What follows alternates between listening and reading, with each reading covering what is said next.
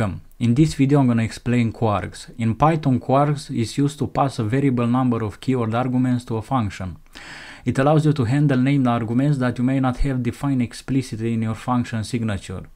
This is useful when you want to write functions that can accept a flexible number of keyword arguments. And kwargs lets you pass a variable number of keyword arguments that are named, to a function. Example. Imagine you're writing a function to describe a person's details. However, you might not always know which details will be provided when the function is called.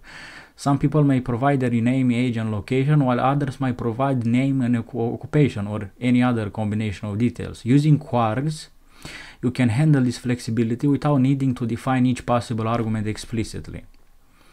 So I can type here def to create a function called describe person. And to use kwargs, we put two asterisks, kwargs. And this can be whatever name you want, like args, like when you talk about args. I'm going to put colon. I'll add a print here. It's going to say person details, colon. And I'll type here for key. So kwargs is going to convert our details into dictionaries. So I'm going to use key value in kwargs dot items colon, and I'll type print value.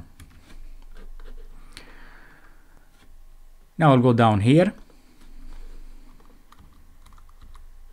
and I'll type describe person, and it's gonna have name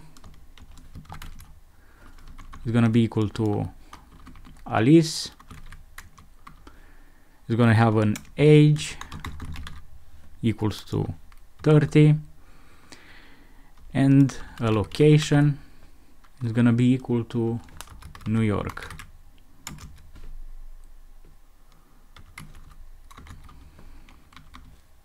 Then I'm going to use describe person again,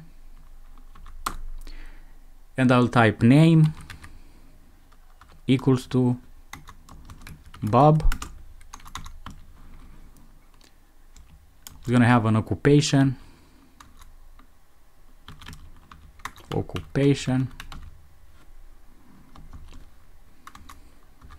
it's going to be equal to engineer. And it's going to have also a hobby,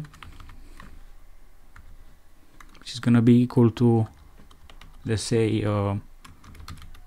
math.